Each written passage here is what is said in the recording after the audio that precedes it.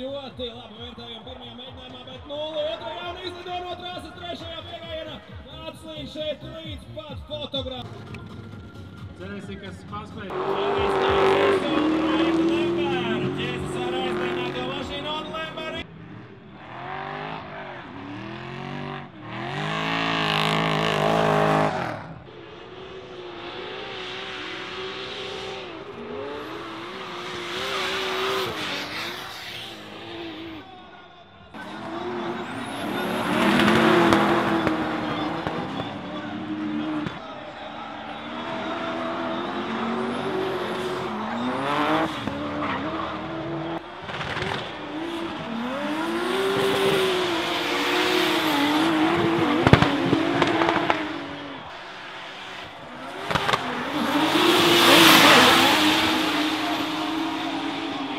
Pusfinālā sākās tas, kad vienkārši Kivī nebija gaidījis, ka viņš tādā leņķī tik lēnām apstāsies, jo vienkārši viņš praktiski samazināja ātrumu. Viņš man pats pēc tam pienāca klāt, teica, es pats gandrīz apmetos tajā līkumā, es neko nevarēju darīt, un man vienkārši nebija kur palikt. Pēc variantu iekāpa Ingamāra mašīnā normālā, vecajā sastajā iekšā.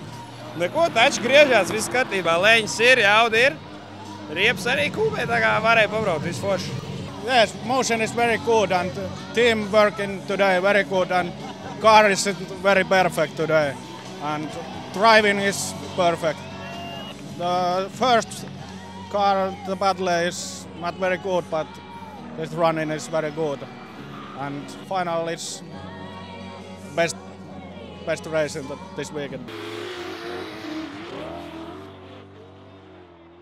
Emocijas ir labas, jo mans mērķis bija dabūt atpakaļ savu ritmu, ko es biju pazaudējis kaut kādu 2 sacensības atpakaļ.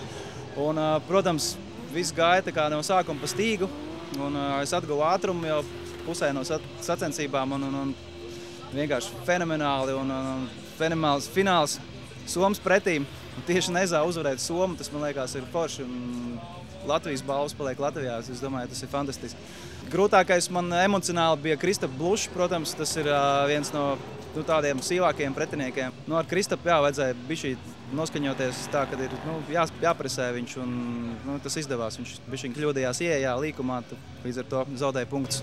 Es domāju, ka būs laikam viltīgais plāns ar braucienu uz Grieķijas EDC superfināliem, jo šis posms man bija tāds, ja es varētu iegūt ekstra naudu, tas man sanāktu aizbraukt uz Grieķiju. Tagad, es domāju, mēs zinām, ka mēs braucam uz Grieķiju.